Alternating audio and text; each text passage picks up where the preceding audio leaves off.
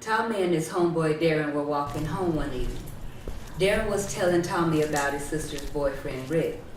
Darren said that Rick was a cool dude, but it was something about him that he couldn't quite figure out. As they were walking home, Darren told Tommy several stories about Rick's odd behavior. Tommy was curious to meet him after hearing all the stories that Darren told on the way home. The next day, Tommy called Darren, and he told him he wanted to come over so that they can go over their plans to get rich quick. When Tommy gets to the door, Rick answers, and he's looking at Tommy like he's at the wrong house, but he doesn't say anything. So Tommy asked, is Darren home? With a confused look on his face. Rick is still just standing there. Then Darren's sister comes to the door and asks, Rick, who's at the door? Oh, Tommy, let him in. Tommy walks in the house and continues to Darren's room. Tommy sees Darren and says, bro, who is dude? I know that ain't Rick. Darren starts laughing, like, yeah, if that's how he has you feeling, it must be Rick. I told you, dude got issues.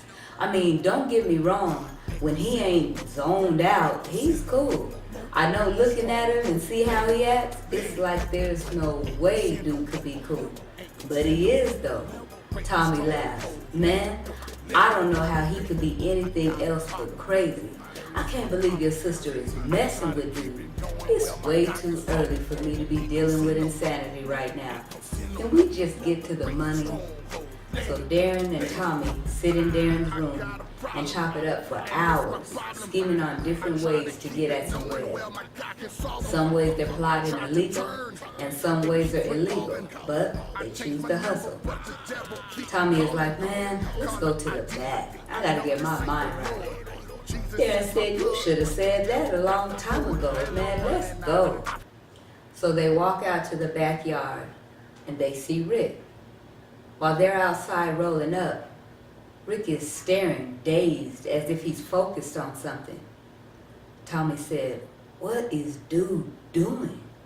Does he ever talk? I couldn't have dude at my house. It seems like whenever he's around, it's you feel like.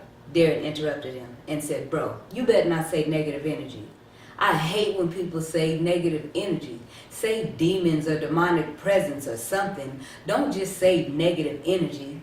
People always water stuff down. I mean, I'm not all in the Bible, but I do notice when people take stuff from the Bible and then change the words up to have them watered down. How you gonna change the words demonic presence with the words negative energy? Say what it is, Tommy smirked. Whatever, bro. Call it what you want. You can feel it, though. I know I do. Tommy looks to his right in the direction where Rick is standing, and he noticed that he was gone. Then just as he was going to look to Darren, who is to his left, he heard Rick's voice in his ear saying, you have questions? I have answers. Tommy jumped up and turned around to look toward his right in the direction where Rick was, but he wasn't there. Darren busted out laughing and started coughing because of all the smokes in his lungs. While he was laughing, he said, yo, what is wrong with you? You ain't even hit nothing yet. Tommy, with a scared look on his face, started looking all around the backyard. Darren said, bro, what's wrong with you? What are you doing? You over here acting like Rick. Here, hit this. You tripping. Tommy extends his hand towards Darren, then stopped. Hey, tell me you seen Rick. I know I'm not tripping. Dude was out here. Now the man disappeared. I know I heard him in my ear, but I heard him after he was gone. Darren looked at Tommy and shook his head and was like, bro, I don't know what's going on with you. Tommy cut him off, speaking loudly, clapping his hands together slowly with each word. Bro, I promise, I looked at that dude. Then I looked at you, but before I could even see you good, I heard him in my ear. I heard him in my right ear whispering.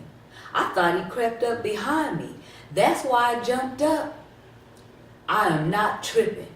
I heard dude. Now that's some demon stuff for real. Nah. I'm about to pop off on dude. That's real. That man been tripping on me since I got to the door. Where dude at?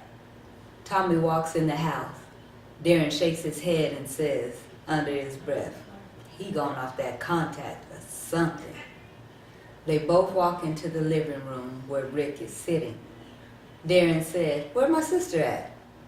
Rick says, it's just us. But where did she go? She went to get her hair done, Rick replied. Then Tony said, man, why you acting like you ain't did nothing? I know you doing something. What's your problem, dude? Rick sits up and looks at Tommy, smiling. I apologize. You're right, man. I'm messing with you. But as soon as I saw you, I knew you would be perfect. Tommy looks puzzled, frowns, lowering his eyebrows, and says, what do you mean, perfect? You crazy. Rick bows his head and sighs, then lifts his head smiling and said, that didn't come out right. Darren and Tommy sit down on the love seat across from Rick.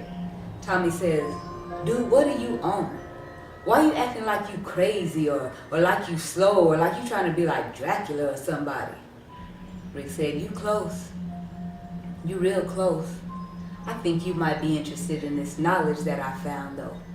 I bet your mama is a Christian, huh? I bet she used to make you go to church all the time.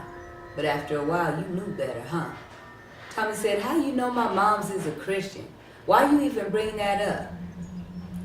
Rick was like, I'm telling you, man. It's this knowledge that I found. Hold on. I'm about to blow y'all's mind. And he walked down the hall to Darren's sister's room.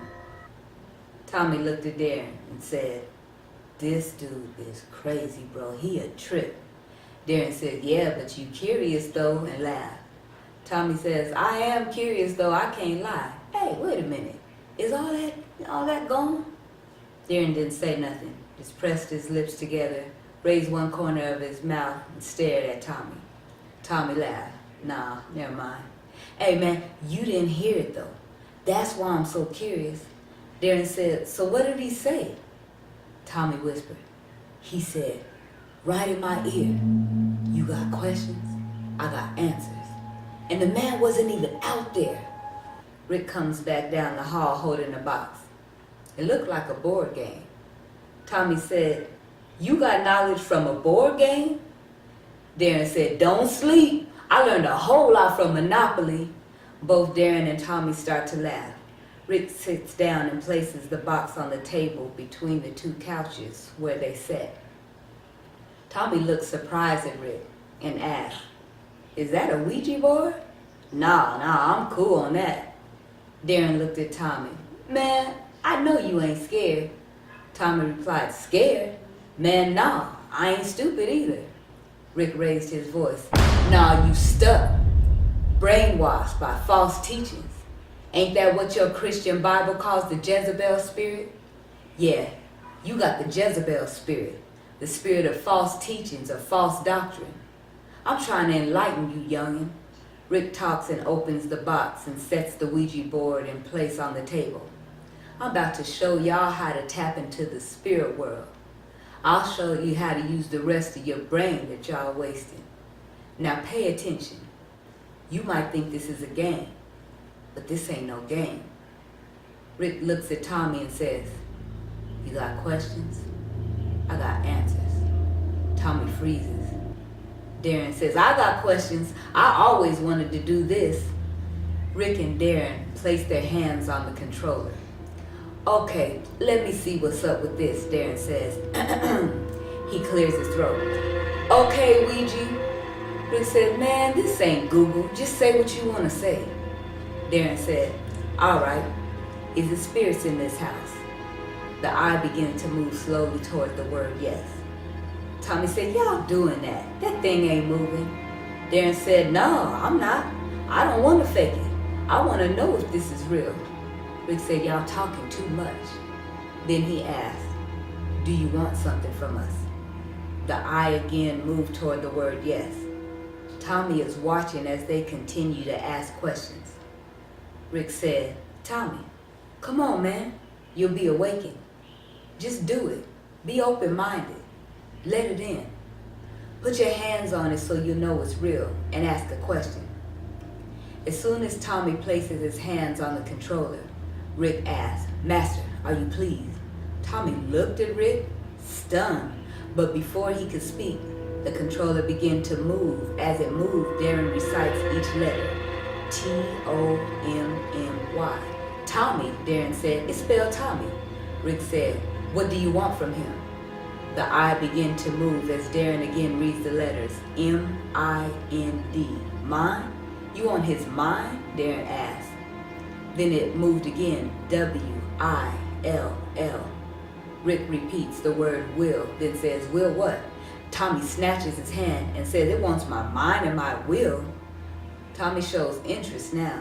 He said, "What do I get?" It spelled the letters W-O-R-L-D. Tommy, not knowing how serious to take this whole experience, begins to engage in the game. The three play asking questions for a few hours. Tommy, Darren, and Rick all become excited. Tommy says, "Man, that's a trip. I can't believe that's real. I never believed it was." Darren said, "I wonder if it's going to do everything it said it was." Rick said, "Yeah, it's going to do all that and then some. Y'all just got to get ready. But you can't renege though. Ain't nothing free. If you want what it says it'll give you, then you have to do what it says do." Tommy says, "I don't even know how to give it my mind or my will. I ain't never seen my mind or my will, so if that's what it wants, I hope it knows how to get it." Tommy laughs. The next week, Tommy's family all gathered together for Sunday dinner at his mom's house like they do every week. Tommy's mother says, "I noticed that you've been a little distant lately, son. Is anything bothering you?" "No, I'm fine, Mom," Tommy replies. "Okay, I'm just checking on you. You're normally the life of the party at the table. I just noticed you're not cracking your normal jokes." "Mom, I'm fine. I just don't feel like cracking no jokes at the moment." "Okay, Tommy," his mother replies. That night, Tommy is in his room with his headphones on. His sister comes in and begins to speak to him, not realizing that he can't hear her. She asks him a few questions, and when he doesn't reply, she throws a pencil that she was holding at him to get his attention. Tommy snapped at her. "What's wrong with you? What you want?" She said, "Wow, I didn't mean to do all that. I was just asking if I'm still taking you and Darren to that festival next week." "Oh, yeah, if you could still take us, that'd be cool," Tommy answered. "You know, it's funny to see you with these headphones on because you never really like to see people walking around with headphones. Isn't it you that always said that the world is so out of touch because of these headphones? And I think I've seen you with them on all week. But the funny part is that in church service today, the pastor was saying the same thing, and it made me think of you. But he also said that with these headphones blazing music in our youth's ears most of the day, some of them sleep with it on at night, then it'll be pretty hard for them to hear from God. So, what made you so interested in music that you're constantly wearing these headphones?" Tommy looks, then yells, "Why you in my room? Why you asking me all these questions? Don't come at me with all that religious Christian Bible talk." "Religious Christian Bible talk?" his sister stated. "You sound like you grew up in a different house than I did.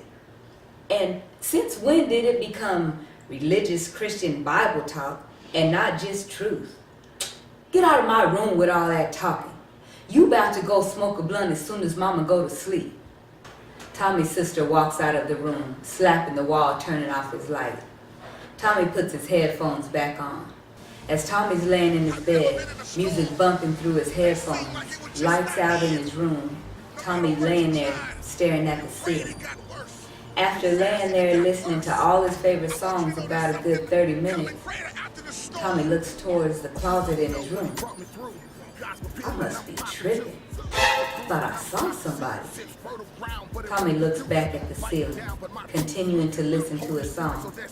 And once again, out of the corner of his eye, Tommy sees a dark figure move. This time, not only does he see the figure move, but he feels a dark presence in his room. Tommy wants to look around the room, but he doesn't want to alarm whatever is there that he's aware of his presence. Tommy, trying to get a good look at the dark figure, decides that he's going to sit up and face whatever's in his room. Tommy tries to raise up, but he realizes that he can't move. Tommy is laying flat on his back, hands by his side, with his phone in his hand, wanting to at least move his thumb to try to call for help, but he can't do so. Tommy begins to get frightened. His heart is racing. The only thing that he can control are his eyes. Tommy scans the room, looking to find what has overcome him, but finds nothing. Tommy has a quick thought to pray, but that thought is overtaken by the doubt that it wouldn't do any good. Tommy struggles, trying to break free of his invisible restraint. He feels that he's been fighting for several minutes, and then all of a sudden, he's released. Tommy sits up quickly, snatches the headphones from his ears, runs to the wall, turns on the light switch, and looks around the room. But he sees nothing. Tommy looks to the closet, looks under the bed, but can't find anything. He sits on his bed confused as to what has just taken place, and then all of a sudden, his phone rings. Darren is on the other line. Darren says, "Tommy, what are you doing right now? It's an emergency." Tommy said, I'm not doing nothing. What's up? Darren says, "I'm on my way. I should be there in a few minutes. Make sure you answer the phone. It's an emergency." Darren arrives at Tommy's house. Tommy's waiting for Darren by his front door. Tommy opens the door without speaking. Both boys rush to Tommy's room. Tommy anxiously says, "What is it? What's going on, bro? What's the emergency?" Darren hesitantly replies, "Listen, don't think I'm crazy, don't think I'm tripping, and don't think I'm joking." Tommy says, "What, man? Say it." Darren blurted out, "I think Rick's the devil." "What do you mean?" Tommy says sternly. "I mean, it's just like you said. Ever since dude got to my house, it's like a dark presence. And I swear ever since we was messing with that, I don't even want to say the name, but ever since we did that, I've been seeing stuff. I've been hearing stuff. I've been feeling stuff. Something's not right." "I know what you mean," Tommy said. "Something happened to me just right now. Literally, 2 seconds before you called, I was laying in my bed, chilling. Then all of a sudden, I couldn't move. I couldn't do nothing. My phone was in my hand. I couldn't even use my phone. I couldn't get out of my bed. Man, I couldn't do nothing. And I could have swore that I seen something in my room. But then I didn't see it. But I saw something, but I don't know, man. I don't know." "Something ain't right, Tommy," Darren said. "I don't know what it is, but I think I'm gonna die." "Man, ain't nobody gonna die," Tommy said. "We need to talk to Rick. He knows something. I don't know if he did it, but I know he knows what's going on. Where is he at?" Darren said, "I ain't talking to that dude. I don't want to have nothing to do with that fool. I don't even know where he is. I ain't really seen him since that night. And that's a trip too. He was always at my house. But ever since then, I probably seen dude like twice. Well, I know your sister got his number. So first thing tomorrow, man, we gotta get in touch with him. We need to know what's going on." The next morning, Tommy awakes. He sits up in his bed thinking about what happened last night. Tommy looks around his room and he notices a Bible on the floor. This was the Bible that his grandmother had given him years ago before she passed. As Tommy stared at the Bible, he realizes that he hasn't seen the Bible in over a year. Tommy gets up to go approach the Bible. And as he begins to walk from the bed to the middle of the floor where the Bible lay, Tommy hears a noise behind him. Tommy turned around and notices that the noise that he heard was an empty can, and it fell off of his nightstand. Tommy looks at the window. He sees that it's next to the nightstand, notices it's cracked, so he assumed that maybe the wind blew the can over. When Tommy turns back to go towards the Bible, it's gone. Now Tommy's standing in the middle of the floor looking confused. Tommy calls Darren. As the phone is ringing, Tommy's thinking about the game that the three had played. And then he remembers that the Ouija board said it wanted his mind. Darren answers the phone. Hello? What's good, Tommy? Tommy asks, hey, did you get the phone number from your sister? Darren says, yeah, I got the number, and I already called Rick. Rick said that we can meet him tonight at his uncle's shop at about 7 o'clock. He said he'll be free then, and we can talk. I already got the address, so I'll just come to you about 5:30. We can chop it up, smoke before we go, then head out. When they get off the phone, Tommy goes into the kitchen where his mother is eating breakfast. Hey, Mama, what's for breakfast? Tommy says as he gives his mother a kiss on the cheek. French toast, eggs, and ham. Sounds good, Tommy says. I'm starving. Yeah, because you need to feed that demon, she says. Tommy, startled, turned around. Mom, what are you talking about? Tommy, I know you and your friends be smoking that marijuana. What you think that is, son? Don't you know that just because marijuana is a plant growing from the earth that it's not meant to be ingested? Don't you know that the plant was placed on earth for healing and for treatment? If you abuse that herb, then that's where it becomes wrong. If you have a need for the herb, then you use it according to that need. For instance, you'll cook with it for treatment or healing like you cook with any other herb. Or you make a tea like other herbs. Or you can make a paste and apply it to the affected area, again for healing and treatment. Because once you smoke it, it becomes a toxin in your body. And that's when it becomes wrong.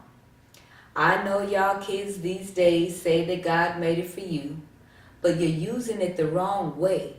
Just like anything else that God gives people and they abuse it or use it for the wrong purposes. And that's what you're doing with that marijuana. Because you're doing it, the more you continue to do it, you're feeding that demon. And now it got you in here hungry, trying to eat me out of house and home, but I'm not going to keep providing for your demon. Oh, Mom, you tripping. I ain't got no demon. I ain't even smoked today. How come I can't just be hungry? How come I can't just love your cooking? Yeah, okay, Tommy, Tom's mom said. Tommy makes his plate and sits down at the table with his mom. Hey, Mom, you remember that Bible Grandma gave me? You know what happened to it? Yeah, I think it's in the basement with the rest of her things, if I'm not mistaken. So, when's the last time you saw it? Tommy asked. Oh, I think I saw it when I was going through your sister's things in the basement when she moved out last month. Why do you ask? Oh, I just thought I saw it in my room, but maybe I was tripping. Tommy's mom busts out laughing and says, I know you didn't think you saw it in your room. I don't know how it would have gotten there because I know you didn't put it there. Tommy asked, so Mom, you believe in all that stuff, like demons and hell and all of that? Well, son, you can't believe in heaven and not hell. And it would be hard to believe in God, but not believe in the Bible. So yeah, I believe in all that stuff. I believe also that when we sin, we give the devil rights that he wouldn't have if he wouldn't have walked out of God's will. I also believe that we can open doorways, and when we do that, then things will come in. Tommy's phone rings. It startles Tommy. He grabs it and answers it before looking to see who called. Hey, Tommy, you still coming over? The voice on the other line was Rick's. A chill ran down Tommy's spine. Yeah, me and Darren are coming over, 7 o'clock, right? Oh, Darren's here right now. He said you were on your way. We been waiting. How much longer till you get here? He told me 7. I planned on leaving with him. I don't even have the address. I just got off the phone with him. I don't even know how he's over there that quick. Well, I ain't lying to you, youngin'. You want to holler at him? Yeah, let me speak to him, Tommy says angrily. Hey, Tommy, what's up? Darren says. Tommy said, man, you just said 7 o'clock. You told me you was coming over here at 5:30 so we could smoke and then go. How you already over there? Oh, yeah, he came and picked me up, so I just came. You ready for the address? Says Darren. Tommy sits silently on the phone for a brief second, then says, yeah, just text me the address. I'll be on my way. I don't know why you didn't just hit me up when he was leaving or come get me, but whatever, man. I'm on my way. Tommy finishes up his breakfast, showers, gets dressed, gets on his bike, and then heads to Rick's uncle's shop. When Tommy gets there, he notices barbed wire fence all around the shop. He notices there's no cars at the shop. He walks closer to a gate, then hears Rick's voice say, "It's open, come on in," from the intercom by the entrance. Tommy walks into the gate and towards the door to the shop. As soon as Tommy reaches the front door, his heart skips a beat and chills run up his arm. Tommy begins to feel uneasy as he reaches for the handle to open the door. Just as he grabs the handle, Rick yanks open the door and says, "Hey, Tommy, come on in. I heard you got some questions about what's been going on with you." Tommy walks in and begins to look around the shop. The shop is dark with lights in a distance. "Come on this way," says Rick. "Sit down and we can blow one and talk." The two are walking towards the room with the lights. Tommy asks, "Where's Darren?" Rick acts as if he does not hear Tommy and says, "I know you blow loud, but do you drink? I got that clear Hennessy. Have you ever had it?" Tommy says, "No, but where's Darren?" Rick says, "No, you haven't tasted it," or "No, you don't drink." Tommy says, I don't drink like that, but Rick interrupts him saying, "You gonna love this clear Hennessy. Here, have a seat, grab that sack, and get that blunt and roll up." Rick walks to a smaller room to get the drinks. He brings the bottle and some cups. "Here, pour your own trouble." Rick pours his cup, then hands Tommy the bottle. Tommy pours his cup, takes a sip, and then asks again, "Where's Darren?" "Oh, he left for a minute with my uncle. They'll be back," Rick answers. "I'm about to call him," Tommy says, searching his pockets for his phone. "Man, just lighten up and relax. You act like I'm gonna do something to you. Here, like this." Rick gives Tommy a lighter. Tommy lights the blunt and inhales. Rick says, "How you like that Henny?" "It's cool. I never tasted it. I don't really drink, just every now and then, but yeah, it's cool." "Well, let's take a shot and we'll leave it alone," Rick says and pours 2 shots. "I thought I had to pour my own troubles," Tommy said. "You do. I'm going to take these 2 back, and then you can go, and then we'll just go on ahead and put this up." Rick throws his 2 shots back, beats his chest. "Here, man. Here you go," passing the bottle to Tommy. Tommy inhales a cloud of smoke and passes the blunt and takes the bottle. He pours his 2 double shots, and then he quickly drinks them both. "Whoo!" Tommy says while fanning near his mouth. "Hot." Rick looks at Tommy laughing and says, "Yeah, that's a grown man's drink right there, boy." "So," Rick says, as he inhales smoke, then passes Tommy the blunt, "what did you want to talk about? Darren sounded like it was serious before he left." "Well, I wanted to wait for Darren to get back," Tommy said, looking at his watch. "But dang, been like 40 minutes already." "Man, just say what's on your mind," says Rick. Tommy begins to feel the combination of the drinking and smoking kick in. Then a scared feeling came over him. "Well," Tommy said, then cleared his throat. "I don't know what's been going on ever since we played with that Ouija board, but I've been feeling like I'm tripping or crazy or something. I've been seeing things and hearing things, feeling things that ain't right. And sometimes I don't even feel like myself. And I feel like you know something, but you're not telling us." "Well, what do you want me to say? Ain't nothing happening that you didn't invite in," Rick said. "What did you think would happen when you sell your soul? Or when you open doorways for the spirit world?" Tommy looks at Rick with a surprised look on his face. "Open doorways? What are you talking about? I ain't open no doorways." Tommy raises and sits at the edge of the couch. "And I didn't sell my soul either." "What do you think this is?" Rick yelled. "I told you this ain't no game. You gave up your mind and your will. What do you think your soul is? You gave Satan your soul when you gave up your mind and your will. You've been smoking weed, opening doorways, getting drunk. Why you think they call liquor spirits? Let me school you, Christian. Anytime you so-called sin, you walk away from your protection. And when you indulge in things like drugs or alcoholism, or when you use the Ouija board or tarot cards, astrology or fortune tellers, or even, let me see, what else do y'all Christians do? Oh yeah, meditation or hypnotism. Anytime you do these things that empty your mind, when you do that, you open up doorways. Shoot, matter of fact, staying in these churches with that false doctrine, their false teaching, that's open up doorways too.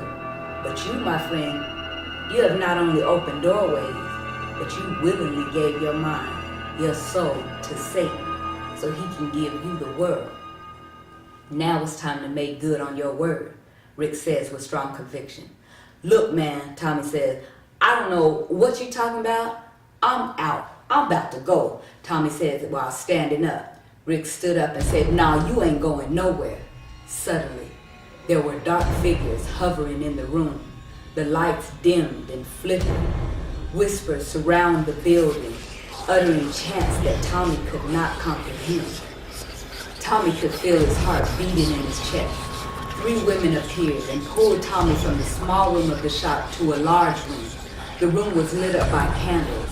There was an upside-down cross and some type of altar. The further they walked into the room, Tommy noticed in the middle of the floor, it looked like a star inside of a large circle. There was a table with cups and a large bowl placed on it, along with burning incense. Tommy said, "What is this? What are y'all doing? I'm not with all of this. I don't want to sell my soul or whatever this is." The form that was once Rick said, "Oh no, it's too late." The women threw Tommy on the altar.